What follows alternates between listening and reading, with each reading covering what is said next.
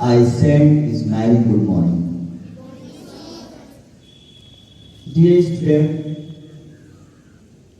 बड़ी कभी कभी बहुत ही तरस और बहुत ही अफसोस होता है कि इतनी अच्छी अच्छी बातें तुम भी यहाँ बोलते हो और हम लोग भी तुमको सिखाते हैं, लेकिन उसका असर जो है बहुत कम दिखता है। अब बताओ क्लास 11 के स्टूडेंट, इनको कितना विजिलेंट होना चाहिए वो खुद सोचिए।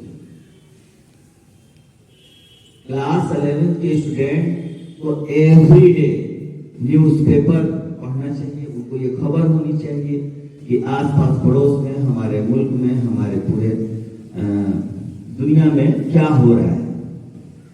लेकिन न्यूज़ नहीं पढ़, फिर बाद में रोना रोएंगे कि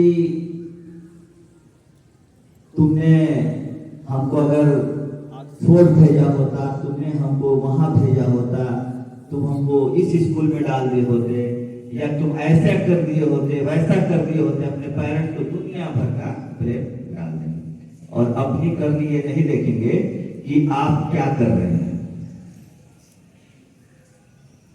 इतने सारे बच्चों में बहुत सारे ऐसे बच्चे हैं कि उनका बहुत अच्छा रैंक आएगा और कुछ ऐसे थोड़े लोग हैं जो बिल्कुल मार्क्स उनका कम आता है। क्यों आता है कम? जरा सोचो, अपनी एक्टिविटीज का जरा एनालिसिस करिए कि क्यों आता है। क्योंकि आप हार्ड वर्क और स्मार्ट वर्क घर पर नहीं कर रहे हैं।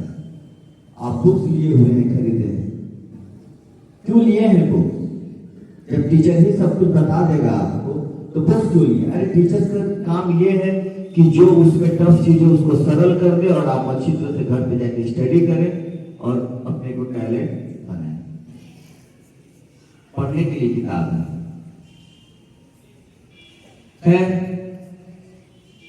आज मैं इंडिया में एक किताब है जो निकली हुई है, बेंजामिन ली वोल्फ की है।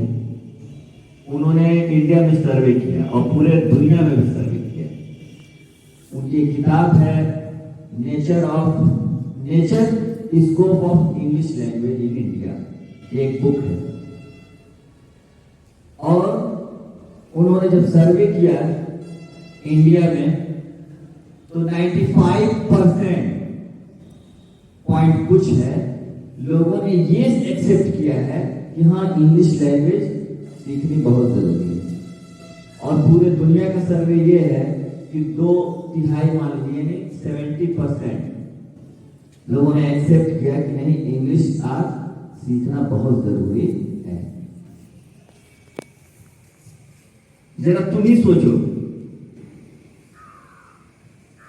कि कहीं पर तुम जाओगे तो या तो वहां के बोर्ड पे लोकल लैंग्वेज में लिखा होगा और इंग्लिश में लिखा होगा। फिर कुछ दूर और जाओगे तो वो लोकल लैंग्वेज हट जाएगी और जिस एरिया में पहुंचोगे वहां की लोकल लैंग्वेज में लिखा होगा और इंग्लिश में भी लिखा होगा। यानी मतलब ये हुआ कि हर जगह आप जाओगे तो कहीं मराठी में लिखा है, कहीं गुजराती में लिखा है, कहीं तमिल में लिखा है, लेकिन इंग्लिश हर जगह लिखी हुई है।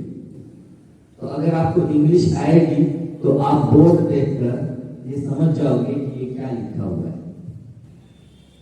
ये तो पॉसिबल नहीं है कि आप भारत में शायद 22 लैंग्वेज बोली जाती है, ठीक है, तो उतनी लैंग्वेज आप जानिए।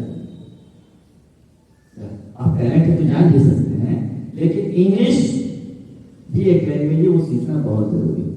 और ये भी जरा तो सोचो, नए जो आज कंप्यूटर में रिसर्च हो रहे हैं उसकी थीसिस, उसके प्रोग्राम किस भाषा में लिखे जा रहे हैं? इंग्लिश में लिखे जा रहे हैं। जहां पर भी खोज हो रही है उसकी थीसिस सब इंग्लिश में लिखी जा रही है। और आपसे कहा जाता है कि आप थोड़ा इंग्लिश सीखिए, इंग्लिश बोलिए, तो आप चुपके से बाहर हो करके अपनी भाषा, अरे आप तो अपनी भाषा सीख चुके हो भाई। इसमें कौन है जो हिंदी नहीं बोल पाता है या जो अपनी बात दूसरे से नहीं कह पा रहा है? आप सीख चुके हो, आप थोड़ा इंग्लिश तो सीखो। कितने लोग हैं जो जी जान लगाएंगे सीखने में? और नहीं आएगा तो क्या करोगे? अगर नहीं आएगी इंग्लिश तो क्या करोगे भाई? पूछोगे ना? हाँ, आप पूछेंगे। अगर पूछेंगे सर इसकी इंग्लिश क्या होगी, इसको कैसे बोलते हैं, ग्रामर आप पढ़ ही रहे हैं, इंग्लिश की किताब पढ़ ही रहे हैं, केवल जैसे ही आप बोलना शुरू करोगे और जहां टेक्निकल चीज आएगी मैं अगर बता दूंगा तो आपकी रीडिंग, आपके वर्ड्स मीनिंग, आपकी ग्रामर का जो रूल्स है वो आपको इतना हेल्प कर देगा कि आपकी इंग्लिश बहुत फास्ट हो जाएगी। तो मैं उम्मीद करूंगा कि आज से ही आप बोलेंगे तो इंग्लिश में, बस स्कूल में, फिर बाहर आप जाइए, जो लोग जिस लैंग्वेज में समझते हैं उस लैंग्वेज में आप बात करिए, लेकिन कम से कम स्कूल में अगर 2-4 घंटे आप प्रैक्टिस करते जाएंगे तो मैं समझता हूं कि ज्यादा दिन नहीं लगेगा, 2-3 महीने में आप बहुत अच्छी इंग्लिश जान लेंगे।